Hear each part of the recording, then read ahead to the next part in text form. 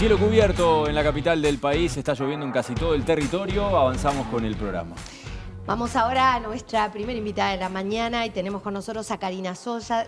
Ella es presidenta de la Asociación de Trabajadores de la Seguridad Social. Vamos a hablar con ella de un tema que está arriba de la mesa para todos. Todos en algún momento trabajamos, vamos a trabajar o estamos trabajando. Por tanto, la seguridad social nos involucra de una forma o de otra a toda la población. Y en algún momento nos vamos a querer jubilar. Y nos vamos a querer jubilar. Y hay gente jubilada que también ha encontrado algunas modificaciones que le podrían afectar o beneficiar. Hablábamos el otro día de aquellos que están jubilados y pueden también trabajar. Pero también estamos hablando de algunas modificaciones que se plantean y hay diferentes opiniones. Entre ellas hay en este momento hay un relevamiento de firmas para intentar llevar esto a un plebiscito y que la reforma que se ha llamado de la seguridad social, pero en realidad es de jubilaciones y pensiones, se modifique y se pueda dejar sin efecto y empezar de nuevo de alguna manera. Nosotros tenemos entonces, como les decía, la presidenta de la Asociación de Trabajadores de la Seguridad Social que apoyan esta reunión de firmas para lograr este plebiscito y que tiene que ver principalmente con tres grandes cambios que son los que apoyan. Eliminar las AFAPs, que quizá este sea uno de los temas que más pregunta genera, también que se trabaje hasta los 60 años y eliminar esa modificación que lleva hasta los 65 años la de jubilación y aumentar el mínimo jubilatorio para que llegue al menos a la equiparación con el salario mínimo interprofesional. Muy buenos días. Larga la introducción, pero para poner un poquito en contexto. Buenos días, muchas gracias por la invitación. Cuando los temas son complejos, cuesta sintetizar, ¿verdad? Es que es un tema complejo, cuesta entenderlo y son como varias aristas. Me gustaría arrancar por la que en particular creo que genera grandes preguntas y hay mucho debate entre si esto descalabra el sistema, si pueden venir juicios, a dónde va a ir el dinero de las AFAPs. Una de las propuestas claras de ustedes es que se eliminen de las AFAPs y ustedes tienen una serie de argumentos respecto a esto. Hagámoslo lo más simple posible, a ver si todos podemos entender cuál es el argumento que ustedes plantean para esta eliminación, que es algo muy relevante. Volveríamos a algo que se ha aprobado hace muchos años, que no es de ahora de esta reforma, el hecho que haya AFAPs. Bueno, como bien saben, la Asociación de Trabajadores de la Seguridad Social, a la cual represento, en el año 99 impulsó un plebiscito de similares características porque ya en aquel momento se sabía que el sistema de ahorro individual no iba a ser beneficioso para la gente. De hecho, quedó demostrado en las magras rentas vitalicias que paga el Banco de Seguros del Estado. De hecho, también estas aseguradoras que en principio debían de hacerse cargo de pagarle a la gente esas rentas, se retiraron de esa obligación, dejando al Banco de Seguros del Estado como único agente pagador, ¿verdad? Que es otra empresa pública y nosotros en ese sentido la defensa de las empresas públicas siempre está en el ADN del movimiento sindical. Lo más importante de eliminar el ahorro individual para nosotros tiene que ver con la fuga de dinero que se le genera al Banco de Previsión Social, que es un organismo que crea la Constitución de la República, a razón de casi 3 millones de dólares diarios. Porque yo veía una entrevista que se le hacía la semana anterior al presidente del Banco de Previsión Social y él habló de los 22.000 millones de dólares, que son como 30 puntos del Producto Bruto Interno, que volverían al Banco de Previsión Social en primera instancia y que en el 2040 eso se acabaría, pero se olvidó de mencionar los 3 millones de dólares diarios que se le transfieren a las AFAP, ¿verdad? Que es dinero de los trabajadores y que desfinancian de alguna forma al BPS, que después se tiene que hacer cargo de otra cosa que él dijo también. En pandemia nosotros aprendimos muy bien cuál era el respaldo que teníamos de un ente autónomo como el BPS cuando nos enfermábamos o cuando estábamos en seguro por desempleo. Bueno, las AFAP no se hacen cargo de nada de esto y sin embargo cobran entre un 18 y un 22% entre comisiones y seguro, ¿verdad? Entonces, ¿qué quiere decir esto? Que lo que yo ahorro en la AFAP, de ese dinero el 20% se lo queda. Entonces, por eso, a la larga, cuando yo me voy a jubilar, la división que a mí me hacen del dinero que tengo allí va a ser sobre un quinto menos de lo que yo realmente le hice la transferencia, ¿verdad? Y respecto a los juicios, por ejemplo, respecto a los juicios, ¿qué postura tienen? La valoración es muy sencilla. La comparación con Argentina me hicieron acordar a Jorge Valle cuando dijo aquella famosa frase, no compare la realidad de la Argentina con el Uruguay porque son bien diferentes. Y esto es lo mismo. Nosotros acá estamos proponiendo una reforma de la Constitución. Las reformas constitucionales se impulsan por el voto popular, el voto de la gente por democracia directa. Nada tiene que ver una paramétrica con lo que es un cambio constitucional. La Argentina tomó una decisión política en aquel momento, lo hizo por ley, y nosotros estamos proponiendo que la Constitución elimine este sistema mixto. Ahora, ¿no es muy rígido establecer una edad de jubilación en la Constitución? No. Porque hay algunos que dicen que, por ejemplo, al establecerla con 60 años, se dejan por fuera los cambios que pueda tener el mercado laboral a futuro, ¿no? Ahí te quiero decir dos cosas. Lo primero es deshacer el argumento del señor Gandini, que en el día de ayer manifestaba, o antes de ayer, en un canal de aire, que decía que sí o sí la gente se iba a tener que jubilar a los 60. Esto no es así. Puedes seguir trabajando o los que tengan actividades bonificadas se pueden retirar antes. O sea, tú trabajas hasta cuando quieres. ¿Por qué nosotros elegimos poner esto en la Constitución? Porque la norma, la ley 20.130, establece una comisión permanente de estudio de la expectativa de vida y hoy son 65 años la edad de retiro, pero mañana pueden ser 68 y cuando te toque a ti tal vez son 75. De todas formas, evidentemente se puede llegar a volver a modificar si la población también va hacia otras edades de supervivencia. Pero perdona que vuelvo a la FAP, porque sigo viendo un montón de aristas. Es importante porque hay mucha duda al respecto. ¿Qué pasaría? Hay muchos uruguayos que llevamos, y me incluyo porque como el tema de aportar a la FAP muchas veces ha sido obligatorio para la mayoría y luego ahora ya es obligatorio para todos, pero hemos tenido que aportar a la FAP. Por lo tanto, tenemos ahí un ahorro que es parte de lo que nos han quitado. ¿A dónde iría a parar este dinero cuando se vuelque a las arcas del si se volcara a las arcas del Estado, en el caso de que se aprobara este cambio que ustedes proponen?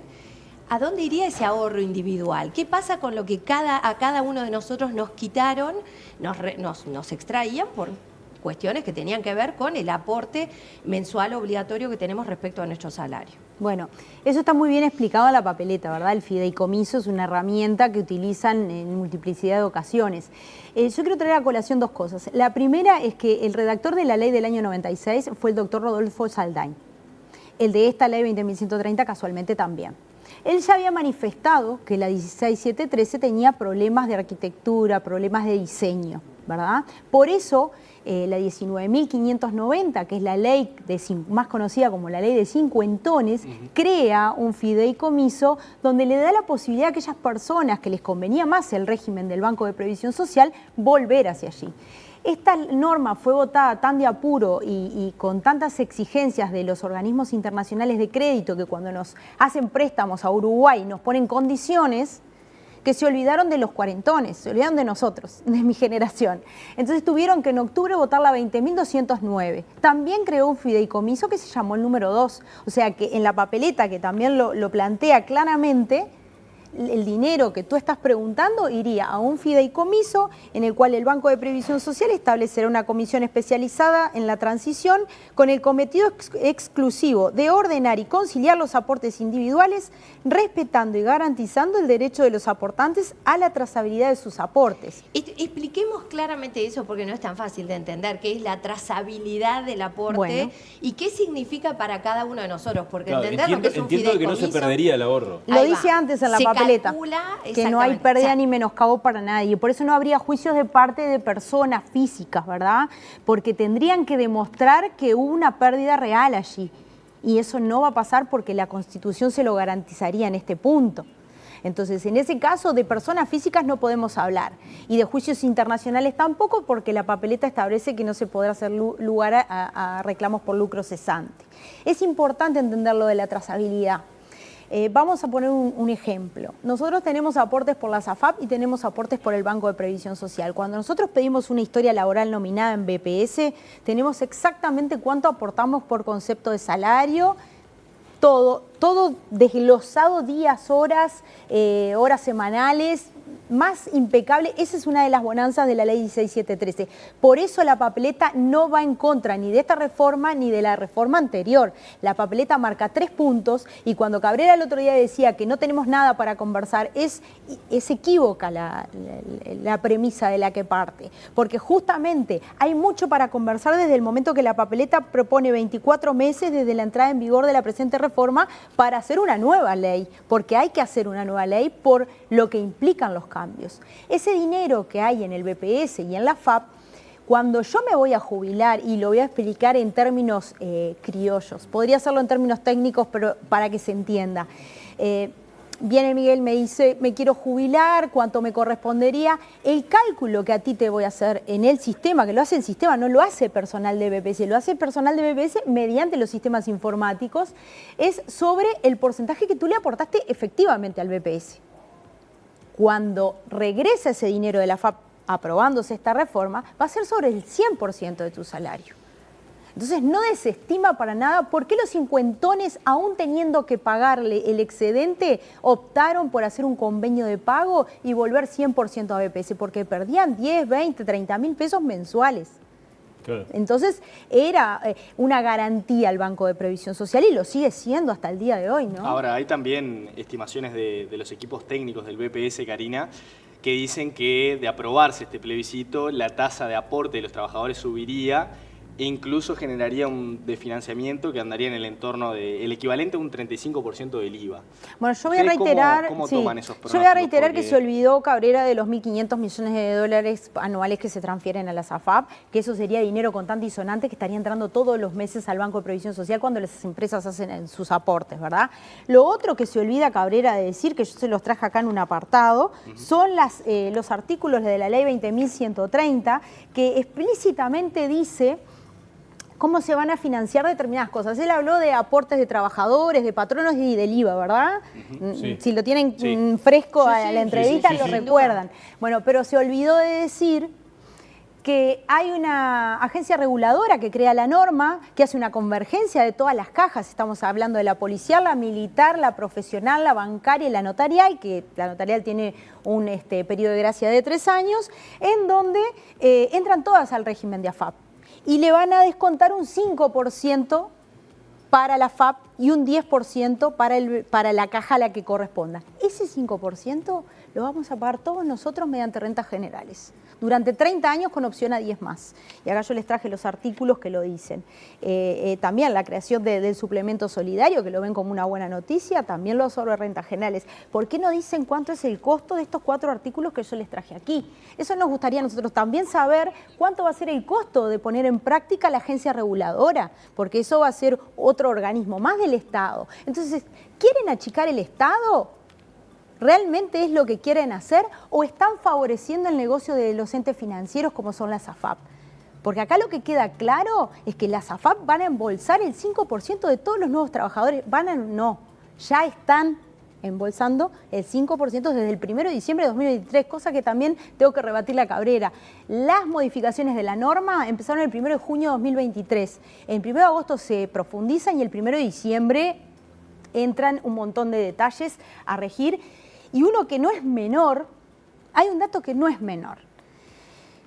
Cuando yo hoy quería jubilarme por imposibilidad física, a mí el Banco de Previsión Social me asignó un 65% de salario básico jubilatorio sobre el cálculo de mis aportes. Y la FAP era mucho más beneficiosa en ese sentido, porque yo estaba enfermo. Entonces mi calidad de vida no iba a ser la misma porque seguramente no iba a vivir tantos años como otras personas.